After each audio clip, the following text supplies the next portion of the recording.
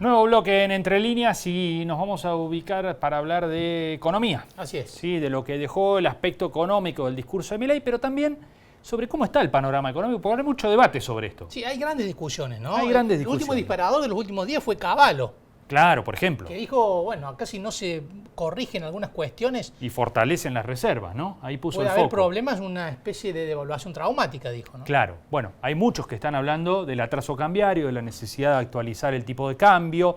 El gobierno con esto no quiere saber nada. Lógicamente, si hay algún salto devaluatorio, va a haber algún cambio en el ritmo de inflación. En un año electoral. En un año electoral, que es el principal capital que está mostrando el gobierno, ¿no? Cómo redujo la inflación. Bueno, hay un economista experto en macroeconomía, justamente con nosotros, que es Fernando Marengo, a quien ya estamos saludando. Fernando, ¿cómo va? ¿Qué tal? ¿Cómo están? Buenas tardes, muchas gracias por llamar. Saludos. No, gracias por estar allí. Bueno, Fernando, ¿cómo estás viendo todas estas discusiones que se están dando en torno al rumbo económico, al momento del plan del gobierno? ¿Lo estás viendo un poco más endeble que un tiempito atrás? A ver, lo primero, creo que hay que tratar de entender por qué se eligió este programa económico. Argentina tiene una historia de elevada volatilidad en su tasa de crecimiento de más de 100 años, resultado de una compulsión al déficit fiscal. El Estado siempre gasta más de lo que recauda y esto genera necesidad de financiamiento. Cuando se financió emitiendo deuda, terminamos en crisis de deuda y esto llevó a que Argentina tenga el récord mundial con 9 reestructuraciones de deuda. Y cuando se financió emitiendo pesos, terminamos con crisis inflacionaria. En los últimos 40 años, Argentina es el sexto país con la mayor tasa de inflación acumulada en el mundo. Entonces, cuando uno piensa un programa de estabilización enfocado en bajar la tasa de inflación en Argentina, primero es necesario eliminar el déficit fiscal y lo segundo es que consecuencia de los default de deuda y la inflación, el argentino dejó de ahorrar en pesos. Entonces el argentino piensa en dólares. Entonces la segunda pata de un programa antiinflacionario en Argentina claramente es estabilizar el tipo de cambio y acá viene toda la discusión que ustedes están planteando respecto al atraso cambiario.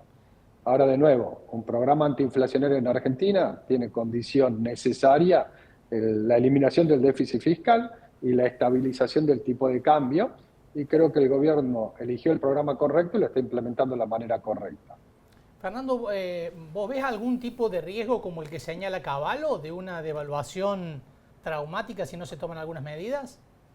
Lo primero, con un cepo difícilmente va a ocurrir una devaluación. Digamos, con el cepo eventualmente lo que puede ocurrir, eventualmente, no es una proyección, que el gobierno, si ve que hay presión sobre el mercado de cambio, va ralentizando el pago de importaciones y justamente por eso uno no recomienda no levantar los controles de capitales hasta que el Banco Central no tenga un nivel de reservas propias lo suficiente como para defender algún tipo de cambio.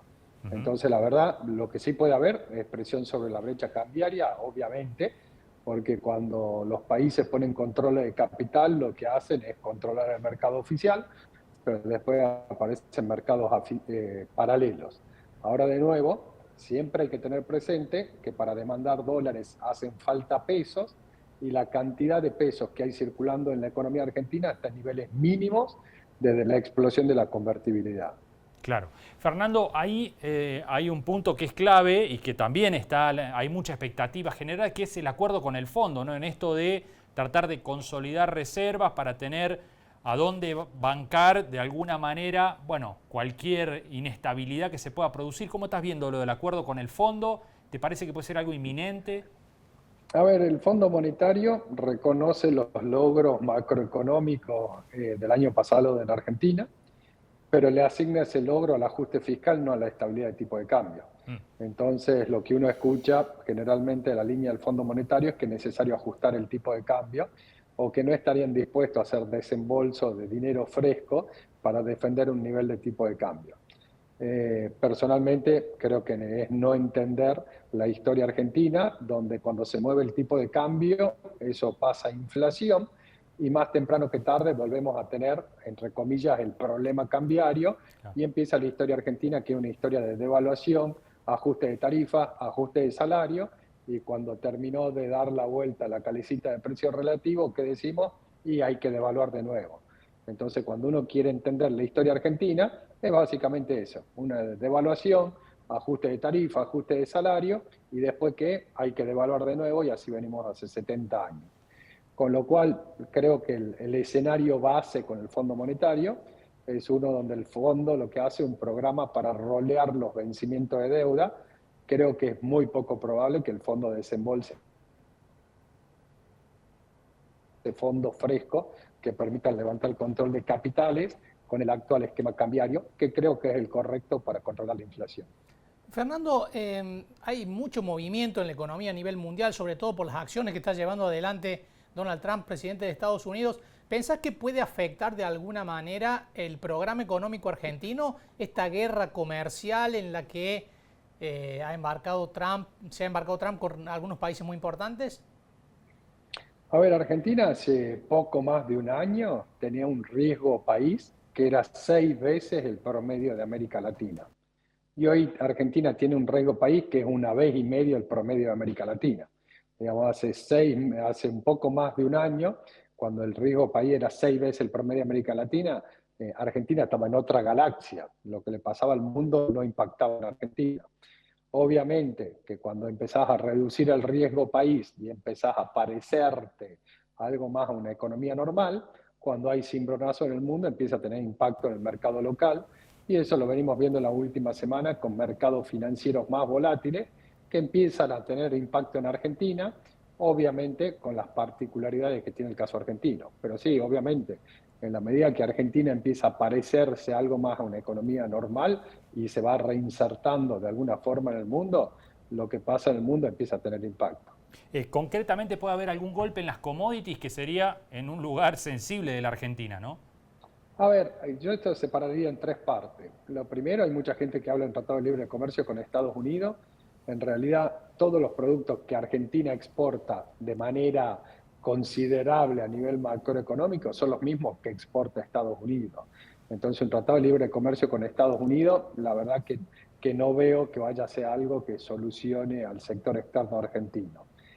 El segundo punto que creo que hay que tener en cuenta ahí es que si aumentan las expectativas de inflación en Estados Unidos, la baja de tasa de interés en Estados Unidos se dilata, y en la medida que la baja de tasa de interés en Estados Unidos se dilata y el resto del mundo baja la tasa de interés, el dólar se fortalece. No es la situación de la última semana, pero hasta hace 10 días atrás el dólar euro estaba a 1,02, o sea, un poquito más arriba de 1,02, 1,025, y cuando el dólar se fortalece cae el precio de materias primas. Entonces eso es claramente una mala noticia para economías emergentes en general, América Latina en particular y obviamente el caso de Argentina. Entonces cada vez que el dólar se fortalece, el precio de la materia prima a nivel global tiende a debilitarse. El tercer impacto es cuando un país como Estados Unidos pone aranceles, lo que hace es parte del ajuste lo paga el resto del mundo. ¿Por qué? Porque un Estados Unidos, que es una economía grande, dejando de consumir algún bien, hace bajar el precio internacional de ese bien. Entonces el tercer riesgo es ese. Entonces puede afectar, sí, claramente, como a través del precio de materias primas. ¿Por qué? O por apreciación del dólar o porque se profundice la guerra comercial. Claro. Fernando, ¿y cómo ves la dinámica del mercado interno? Que es una de las cuestiones que además políticamente al gobierno le interesan, ¿no? Recuperación de poder adquisitivo. Hay meses en los que el consumo parece recuperarse, otros en los que vuelve a caer. ¿Cómo estás viendo esa dinámica interna? A ver, si uno se fija en qué pasó con la actividad económica el año pasado, el año terminó con una caída del PBI de actividad económica de 1,8% respecto al 2023. Pero eso jugó a favor el agro, donde el 2024 fue un año de no seca, que se comparaba con 2023 de sequía. Claro. Entonces, si uno netea ese efecto exógeno, el PBI el año pasado hubiese caído más o menos 3,5%, que ese sería el costo del ajuste del programa económico de este gobierno. Ahora, cuando uno ve el dibujo, tocó un mínimo en el mes de abril y a partir de ahí empezó un proceso de recuperación. El último dato que se conoce es diciembre, pero si uno compara diciembre contra abril, la economía se recuperó a un ritmo anualizado superior al 10%. Entonces el ritmo de recuperación es muy fuerte. Y con recuperación en todos los sectores. Obviamente hay sectores como construcción, por la fuerte reducción de la obra pública, que interanual siguen siendo negativos, pero hay sectores que interanual ya son positivos, digamos. Entonces, primera cosa, hay recuperación de actividad económica. Si uno quiere explicar por qué se dio esa recuperación de actividad económica, claramente hay que plantear que esa recuperación tiene una parte que es recuperación de salario registrado por arriba de la inflación, no registrado por arriba de la inflación. ¿Qué le pasó a las jubilaciones que crecieron por arriba de la inflación? E incluso qué pasó también con los planes sociales que crecieron por arriba de la inflación. Y a todo esto le sumaría un fuerte crecimiento del crédito al sector privado, donde hay un sistema financiero que antes se dedicaba a prestarle al gobierno y ahora tiene que salir a buscar, a trabajar de banco y tiene que prestarle al sector privado. Entonces se ven tasas de crecimiento de crédito al sector privado ajustado por inflación que en 8 meses duplicó el nivel de mediados del año pasado. Fernando, muchísimas gracias por estos minutos, un gusto como siempre. No, por favor, a disposición. Saludos para todos, gracias por llamar. Muchas gracias. Fernando Marengo, economista. Bueno, un panorama interesante y global de la economía, ¿no? Que trasciende el día a día y que, bueno, que contempla los grandes números de la economía, la dinámica de la economía, tanto con respecto a lo que puede pasar desde afuera hacia adentro, es decir, estos movimientos que Trump está haciendo en el mundo y que van a impactar, sin ninguna duda, pero también lo que está ocurriendo en el mercado interno, la dinámica interna del país que todavía sigue sin encontrar los niveles que perdió en los últimos tiempos y que fueron profundos, ¿no? Bueno, hay un sector clave como es el de la construcción que sigue en terreno negativo, rojo total, durante todo el año pasado y el arranque de este año, en parte explicado también por el freno absoluto de la obra pública, ¿no?